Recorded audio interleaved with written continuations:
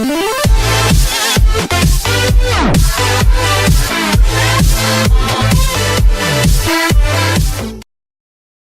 Browns chose Hue Jackson over their front office, and it actually made sense.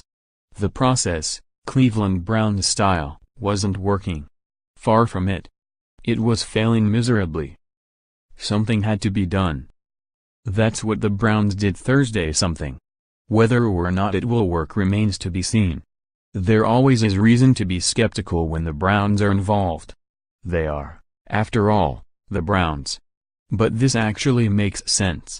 The Browns chose their coach, Hue Jackson, over their front office. They decided that their primary problem was the way in which their roster was being constructed, not the way in which it was being used. They are right. Which NFL coaches will be next to join Ben McAdoo in being unemployed?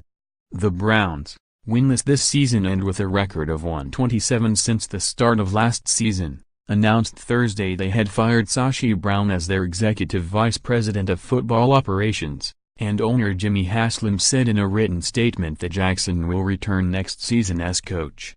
"We have great appreciation and gratitude for Sashi's commitment and leadership to our organization, but believe transitioning to someone with strong experience and success in drafting and building consistently winning football teams is critical to the future of the Cleveland Browns," Haslam said. "Today we informed Sashi that we were going in a new direction. The 2018 draft and off-season is pivotal for our franchise. We need to ensure that we maximize our opportunity for success, with our picks, free agency and building our roster. The Browns aren't just bad. They are historically bad. A year ago, they avoided a winless season with a victory in game number 15. They're right back at it this season, chasing 0-16. Josh McDaniels could have his choice of NFL coaching vacancies. If he's actually ready to leave the Patriots, that is, so there is blame to go around. But Jackson is respected around the league as a coach, even with his pitiable record as a head coach. He deserves a chance to see what he can do with a sensibly constructed roster. The Browns, after adding Moneyball guru Paul DePodesta to their front office, consistently have violated the number one rule of football roster construction: if you don't have a franchise quarterback, you do everything you can to try to get one.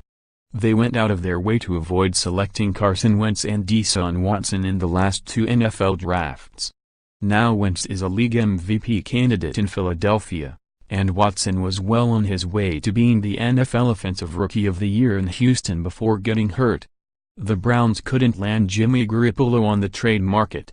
They botched a tentative deal for AJ McCarron at the trade deadline this year by failing to properly submit their notification to the league office in time.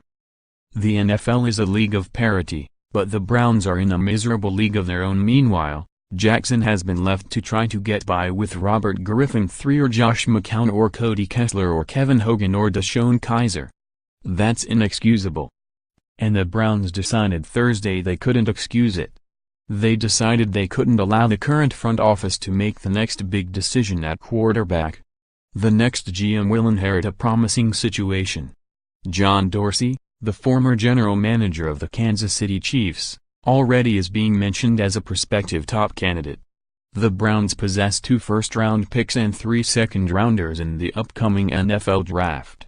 They very well could have the top overall selection in a year in which there will be promising quarterbacks available in a class that could include USC's Sam Darnold, UCLA's Josh Rosen, Wyoming's Josh Allen and others.